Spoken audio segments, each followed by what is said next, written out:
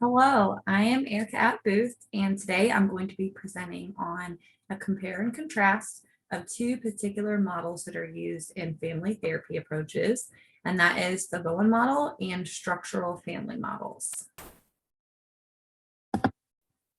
So in getting started, I'm going to be talking about the Bowen model first. And the key concept with the Bowen model is really viewing the family as an emotional unit. So a Bowen family therapist is really going to be paying attention to the emotional relationship system within the family.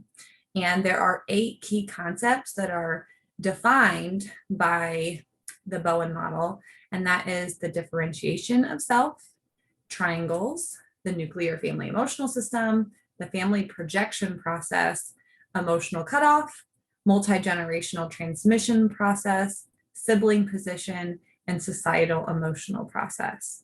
Now, even though these are the 8 key concepts, there are some that are going to be paying special attention as we talk about the different areas that are a focus in the assessment process. So I'm going to identify a couple briefly, and then some we're going to be talking more closely about as we talk about where we're going to focus in an area of assessment. So really looking at some of these more closely, we want to note that the differentiation of self is a really important component when it comes to the Bowen model. So this is really having an understanding of where the person is at in their sense of self and how are they differentiating themselves from others in the family. So this is really important when it comes to the emotional concept of the family, because someone who's using the Bowen model is, again, looking at this identification of connectedness and reactivity, and where is that person reacting in their level of emotion in a sense of self-differentiation. So we're going to talk about that a little bit more when we talk about where we're going to focus on that in an area of assessment. Also, some other key areas when it comes to the Bowen model out of these 8 concepts is going to be triangles. So really looking at a subsystem essentially that is at most 3 people. So you think of a triangle, you think of 3 sides. You're also looking at a triangle of 3 people in a family relationship. So this can be a combination of people. This can be 2 parents and a child, or 2 children and a parent. But again, this key concept that we're going to talk about in the area of assessment focuses on a minimum of 3 people in a relationship. So I really want to focus on the areas of assessment for this particular presentation. So we're going to look at some of these concepts more closely. So I really like this quote from Metcalf, who notes that all symptoms, whether they be emotional, physical, conflictual, or social, they're all relating to the adaptation of the family system functioning.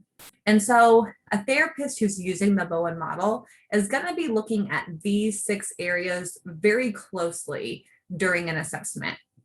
So for one is the anxiety that is felt by each member.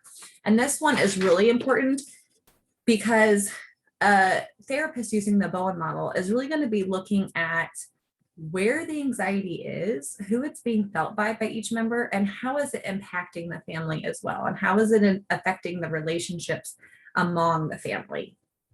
So again, they're going to be exploring the fears related to it and the concepts associated with this fear and the anxiety that is among the family, because this is also a really big part of the treatment focus for this particular model.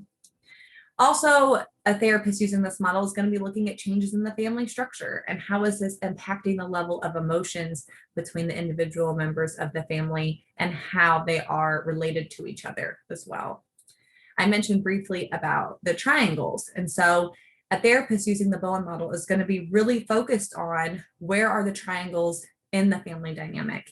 And again, as I mentioned, as an example, this can be a variety of relationships, from 2 parents and a child to an older child with 2 parents.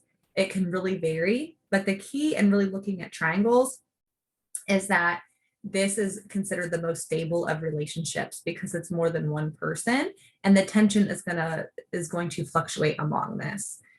So that's why triangles are known to be so important, because you're really looking at, again, the emotional connectedness among the family dynamic.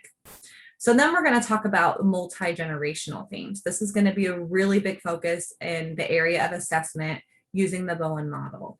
So a therapist using this model is really looking at patterns that have been transmitted down the line of the family. And there's a specific technique that we're going to talk about next that is used to really identify these patterns, but this is a really big area of focus for therapists who are choosing to use this model. Related to that, when we look at generational themes, there's also a really important understanding of the family roles. So who are the certain roles in the family? Who is considered the leader of the household? Or is there someone that's identified as the man of the house? And what are those responsibilities associated with that? So this is going to be really important in the assessment focus because, again, how is that person responding to that role emotionally? That's going to be a really big area of focus during an assessment. And lastly, we're going to be looking at differentiation when it comes to the focus area of assessment using the Bowen model. So where is that person at on the level of differentiation? And how is this impacting this person's relationship with the rest of the family? So now we're going to be looking at specific techniques that are extremely helpful and very important in being used in the Bowen model. So when we look at assessment techniques, I want to highlight first, what is the role of a therapist? So someone who is using the Bowen model in family therapy is going to remain neutral to the family. They're seen as more like a coach and even sometimes an educator, but they're going to really distance themselves from becoming part of the family and getting involved in any type of triangle that they do identify within the family. So particular skills that they're going to be using, one is going to be process questioning. So process questioning is really a technique that is used to explore these interpersonal and interpersonal experiences of the individual and where they're at and the emotional connectedness with their family. So I like this example by Gazier, who noted, who are you most like in your family? This will be helpful when it comes to really looking at the multi-generational themes as well. And also in kind of helping someone to gain some awareness and understanding of where they're at in their family emotionally as well. And so speaking of the multi-generational themes, we're also looking at genogram technique. So genograms are a map that is used in really understanding the family from a multi-generational dynamic.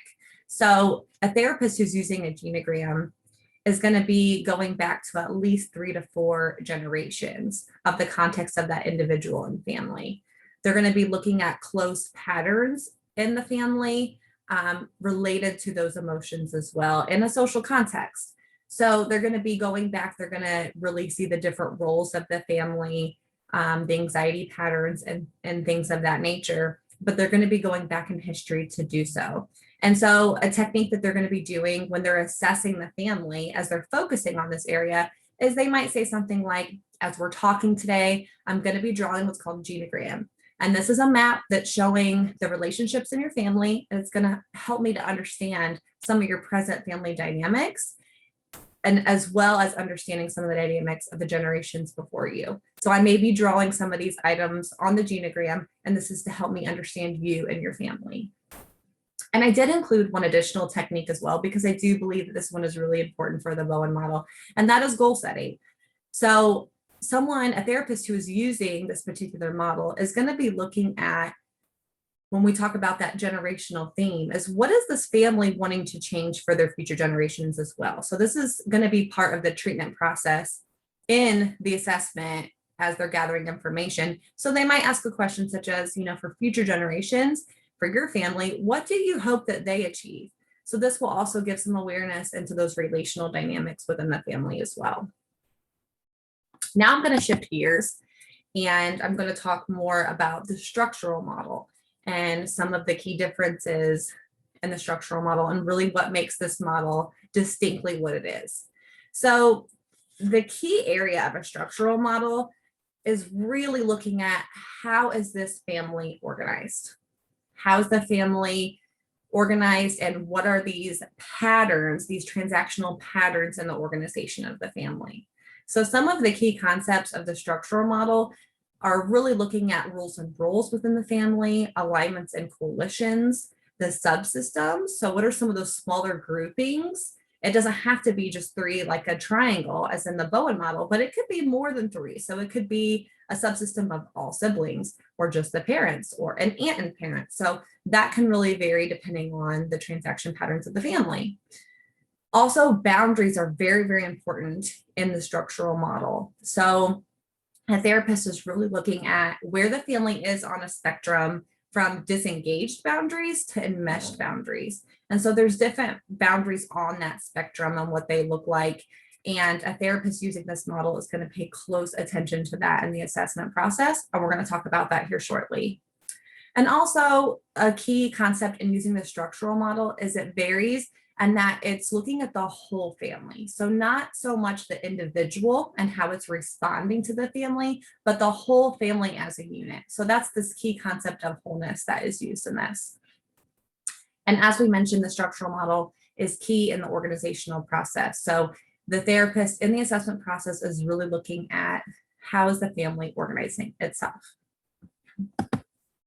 So, and looking more closely at the areas that are going to be a huge focus in the assessment process, the therapist, as it's looking at how is the family organizing itself, is going to be paying close attention to those family interactions.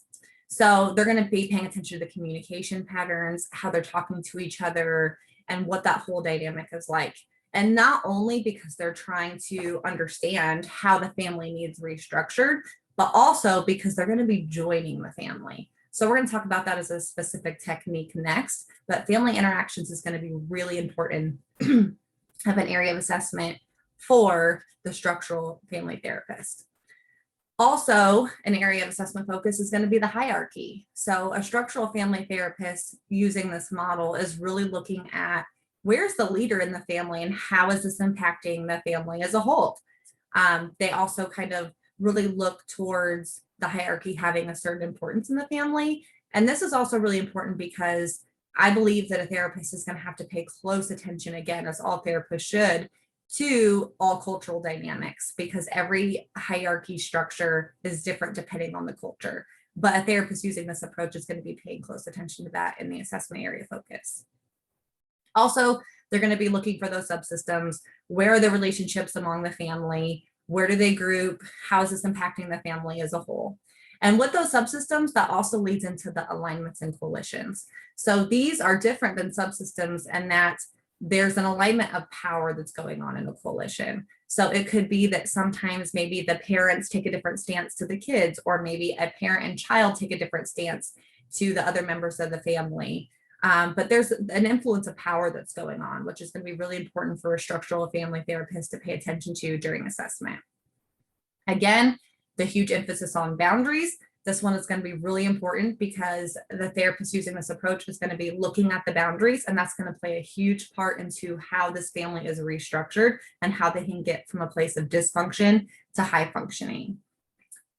And lastly, an assessment area focus that a structural therapist is going to look at is the current circumstances. So what is going on in the family? There's a very present tense focus in the assessment area. They're looking at the transaction patterns that are going on in the here and now. So going over some specific techniques that are used in assessment and looking at the role of the therapist, this is very different than the Bowen model, and that the therapist is a leader. They're also seen as an expert, but they're doing something very different, and that is they are joining the family. So again, when they're looking at those areas of assessment and they're paying close attention to the communication patterns and what's going on, they're also looking at how can I become a part of this family to help bring this structured change, this needed restructuring that this family needs. So some of the techniques they're going to be doing, one is going to be tracking. They're going to be looking at the content. They're going to be asking clarifying questions. They're going to be encouraging communication. But if you look to the other side of the spectrum, they're also doing a copying or a mimicking of the family style because they're trying to join the family. They're trying to accommodate and be a part of this family dynamic. So they're really looking closely at how does this family communicate and how can I become part of the family? And they're also going to be using a specific technique called family mapping.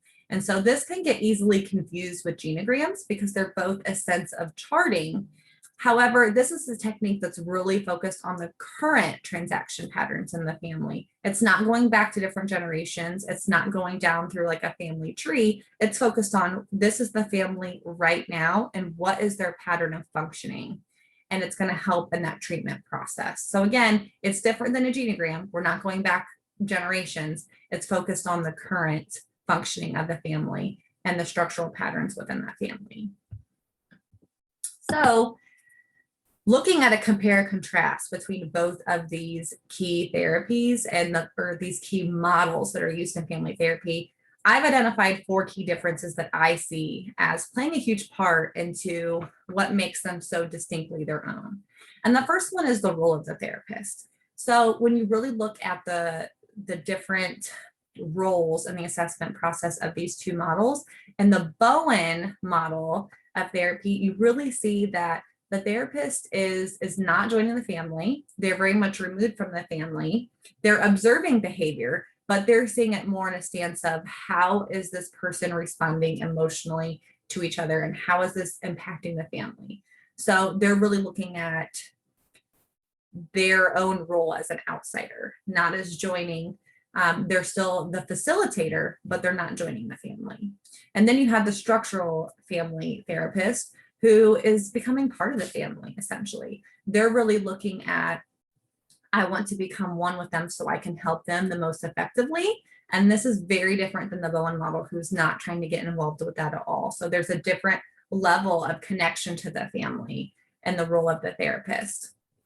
Also, a key difference that I noticed, and I do want to actually go back to the role of the therapist really quick, because the structural family therapist is also a lot more active and even known to be a little bit more theatrical. So that's also another role of the therapist in the structural model. There's also a key difference in the past and the present. So as I mentioned before, the Bowen family model is really going back to the past. They're also seeing, what has happened in generations before and how is this impacting the family in the moment. However, in the structural model, there's just a focus on the present moment. What is happening in the family now? We're not going back generations before then. We're focused on these patterns here and now. So that's a really big difference between these 2 models. Again, Bowen going, we're going to go back, we're going to explore this from a generational standpoint, we're going to look at these themes, and then structural going, what's happening right now. I also found this key difference when it comes to the emotional concepts. I kind of briefly shared this earlier, but I view the Bowen model as really exploring an individual's emotions and how that's impacting the family. However, I really see the structural model as looking at the emotional process of the family as a whole and not focused on that individual reaction. So that is a really big difference to me, because again, you're looking at the emotions and both models to an extent. However, the emotions are focused on the family as a whole in the structural, and they're not so much how is each person reacting to each other, but how is this impacting these patterns, the structural pattern in the family. And lastly, treatment is very different among these models. Bowen model is known to be more of a longer term treatment, and structural model is known to be, it can be either long or short, but it can be completed in approximately 2 months, but it can also go longer depending on the family. So I also see this key difference in recognizing that the treatment varies and that the structural, even though it can be done quicker, it might be a shorter, more brief treatment versus the Bowen model, who's really going to explore these themes, take their time to explore the emotions behind each person, and then plan a treatment accordingly. So that could take a little bit longer. Lastly, I do want to point out that I did also identify some similarities between these models that I feel really helped me in understanding each one. And one being that education, in my perspective, does play a part in both of these models. So in the Bowen family model, education plays a part in that the individual is learning about themselves. They're learning about who they are in relation to their family. They're learning about their emotional reactivity to their family. And they're also learning about generational themes among their family and how that kind of shaped them into who they are. And with the structural model, there's a role of education, and that the therapist is educating the family on, this is who you are as a family. these are these patterns that you have right now. So I still see a level of education that's going on between both models from my understanding. I also noticed that there was, a sense of questioning going on in both models. And though I have learned that questioning is a huge part of therapy itself, I found it interesting that both models really do focus on questioning as a good technique in understanding and exploring the family dynamics. It's known as process questioning in the Bowen family model. And so they're really using the specific skill of exploring the anxiety and the interactions. But it's also, there's a lot of clarifying questioning going on in the restructuring process of the structural model, because the therapist is really trying to understand how the family is organizing itself. I also noticed, from my understanding, there was a sense of acting going on in both of these models.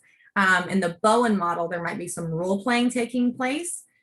So each member might be playing each other and understanding their emotion and their reactivity to each other. And in the structural model, there's a sense of acting, not only in enactments, but also in the therapist. I also believe, from my understanding, that the therapist is acting in a sense, and that they're removing themselves from their authentic self to step into the family. So there is a sense of role playing going on, because the therapist is taking on the family's communication and how they're responding, and not so much being true to who they are as therapists, or as their own people, I should say. And then lastly, I did notice that they both use a sense of charting. And out of all the different models that I've studied, these particular models are the two that I have seen the charting going on. So with the Bowen model, you have the genograms being used, and with the structural model, you have the family mapping going on. So both using a sense of charting to really understand the family. And I noticed these 4 qualities as being key, and just the great similarities among the family. So I've included a list of references here. In doing my research, I used everything from scholarly articles to books on family therapy to different YouTube videos that help me understand, to different presentations, both in class and outside of class. And each one of them really helped me to gain a grasp on these 2 particular models and how I can understand them individually as well as together, and how they will make a difference on families. So thank you for listening to my presentation. And if you have any questions regarding what I've shared, feel free to let me know.